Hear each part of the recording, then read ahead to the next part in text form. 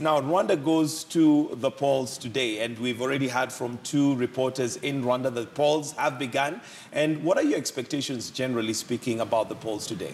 Well, we expect that the polls will go smoothly, as some of the reporters witnessed yesterday in Kenya. And in this discussion, let's consider Kenya to be one of the constituencies, because Rwandans abroad are also to vote. So yes, in we actually Kenya, had one of our reporters, Trixie Ngado, basically catch up with them yesterday and they were voting. Yes, we have two polling stations in Kenya, one in Nairobi and another one in Mombasa. The voters abroad started voting early in the morning yesterday and finished in the evening. As you know, today in Rwanda, people are voting, and the process went smoothly here in Kenya, and followed my colleagues across the world. The voting went very smoothly, and we expect that what is happening today in Rwanda is going to be smooth also. Now, there are those who possibly say, and I don't know what your answer to them would be, that it's not really an exercise that would be termed democratic. And this is because the political leaders who, or rather those who are vying for presidency, are basically very weak candidates. Those who are seen to be stronger somehow were not qualified to participate. Well, I think it's not a new phenomenon that when you have competitors for any particular position, or political process or otherwise, there is always a leading candidate in terms of competition. So obviously, Kagame, President Kagame being the incumbent, and based on his track record, on what he has done in terms of transforming Rwanda, definitely is going to be one of the leading candidates, and the other two will also compete. So let's see what happens after the voting. Okay. And there was a lot of outcry from the international community when the referendum came in and the constitution was changed, and it was overwhelmingly voted with over 98%. Your thoughts on what the international community had to say about that referendum at that time? We may not want to say it is an outcry and generalize this situation. There are very few people who are very critical of that situation. And this contravenes the whole, the principle of democracy. If the people of a particular society express their views and they decide to shape their future, so someone else to question their desire to shape their future, I think, is the one who is undemocratic. In my view, Rwandans came together and said, President Paul Kagame is coming to an end of his term, and we think, as Rwandans, we still need him. They petitioned the parliament, close to 4 million voters, went to parliament to say, we need this president to say. And remember that it took time for him to accept, because he knew, come 2017, he was going to finish his second term. But because of the push and people expressing their need to have him as their leader, the referendum was conducted, and the voting was above 98%. And so, to us, that is the proper democratic process. So the outcry doesn't really make any sense to me, because this is the decision by the people of Rwanda, and we expect everybody to respect our views as a society. Okay. Now, the other question, of course, would be to do with succession. And Africa is accused of not having a succession plan. In your thoughts and having interacted with the president of Rwanda, Kagame, is there a succession plan? Because, yes, he may be president now for another term, but there needs to be grooming of others who can also take over. I always find that that argument is essentially misplaced. Unless if you are talking about a monarchy, whereby the king will say, my son will succeed me. Where else in the world the president has ever said, this is the one who is going to replace me, if you are talking about democracy? Not necessarily replace him, but if you have an agenda, if you have a plan for a country, it is then in your interest to ensure that that plan has continuity. I don't know why this question is always asked to our president alone. I was in the US when President Obama got elected. Who prepared Obama?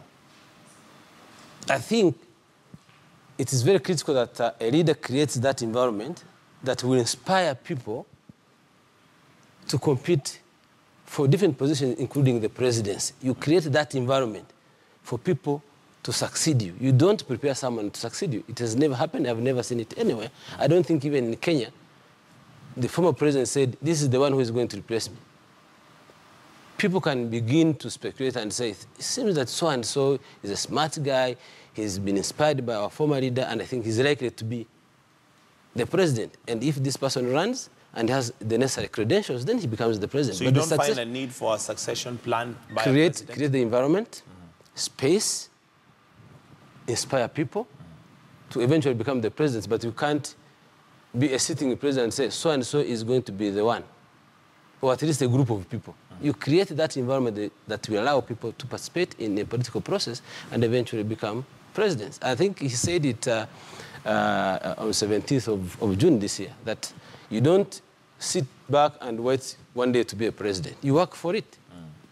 Work for people, participate, be visible, and then when time comes for you to run, you run and become the president. But you don't expect someone to say, oh, Michael is going to be the one who will succeed me after I retire. Okay. You don't do that. All right. So now, that argument is really misplaced. It's misplaced. All right. President Kagame, if the referendum is anything to go by, is very popular. 98.3% is, I mean, huge. And it is also thought that he's possibly going to win this with a landslide. What would you say has been President Kagame's secret of endearing himself to the people and having, you know, this, even the constitution changed for him to take another term? Well, I think that could be a very long topic to discuss. But let me tell you something. The connection between the president and the people of Rwanda is very unique. It is unprecedented because this is the president who has moved this country from almost nothing to something, particularly beginning with removing all forms of discrimination that persisted in our political system, uniting Rwandans and coming up with programs that are pro-people, create opportunities for education, create opportunities for people to access health, create programs that will remove people from poverty, free education system, access to healthcare through mutuelle de santé, which is a program that has given the opportunity to people to get cows, get protein, be able to really make some income. So his track record is such that he has done things that you can measure. They're quantifiable. And people, quantifiable. And people identify, you know, the transformation that has happened in the country with the President Kagame. So it's really difficult to challenge him on anything because what he has done is visible. People can measure, can tell you, this is where he was in 1994. This is where I am, and thanks to this president who has changed my life. So even the campaign trail, if we followed, was about talking about the transformation and sustaining that progress. So I think the way you can describe this president is that he is the man of the people. Okay, let's look at lessons that possibly you think, or maybe can let us know if Kenya can learn from. And one is to do with truth and justice and reconciliation, because Rwanda, of course, after the genocide, was a very wounded country. And right now, we possibly would be looking at a different scenario given the development that is going in place, because civil war is one that leaves a country completely desperate. What do you think Kenya can learn in terms of having truth and justice and reconciliation if we look at Rwanda and compare the two?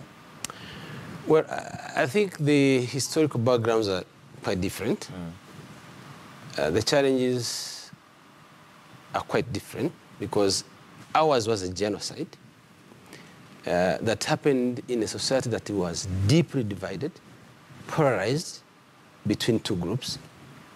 But the similarity comes in now when it comes to ethnicity, negative ethnicity. That seems to be also a problem that Kenya has. And that maybe is where Rwanda was at that time when there was very deep ethnic division. I understand. This is my second year in Kenya. In Kenya, you can't say there's a group of one tribe fighting another tribe.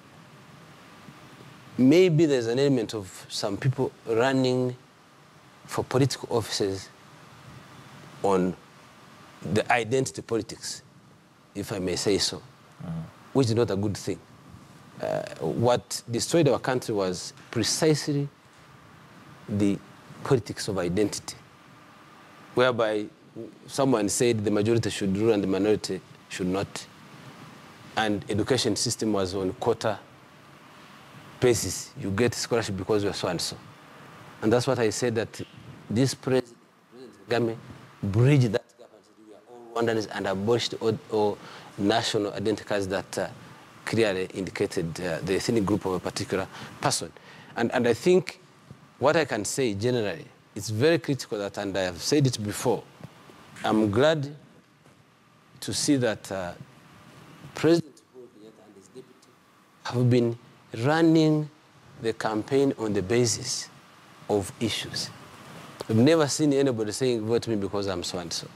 And I think running the politics on the basis of issues will help to bridge the gap that may have caused, mayhem in 2007.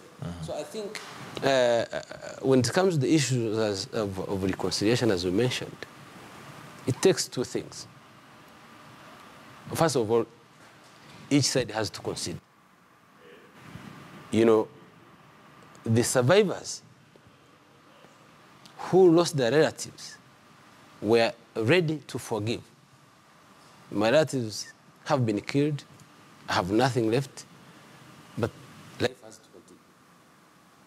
The perpetrators had to join the process of confession. Confess, because I cannot forgive in the absence of repentance. You repent, and then I forgive. That's where we began. It's not an easy process. We are not yet done. We still have to work hard and make sure that we protect our society against any form of discrimination and divisions, as what we had in 1960s and 50s. So I think it makes sense to forge the national identity. That's what has actually made Rwanda to be what it is today. We could not have achieved what we have achieved if we didn't pursue the line of reconciling our people and forging the national identity as opposed to politics of identity. So I think the lessons there are to say, we are Kenyans. This is our country. We are the same people. Let's work together to change Kenya. If I'm a politician, I run politics on the basis of issues. What is it that Sorry, I'm going to do? I'll have to pause you a little bit there, because we want to cross over to Trix, who's going to give us some international news in terms of what's there on the press, internationally speaking. But we're still having this conversation right here in studio with the High Commissioner to Rwanda, and that is none other than James Kimonyo, and we're going to come back on that. But first of all, we want to cross over to Trix and just find out what we have as international headlines. Trix, over to you.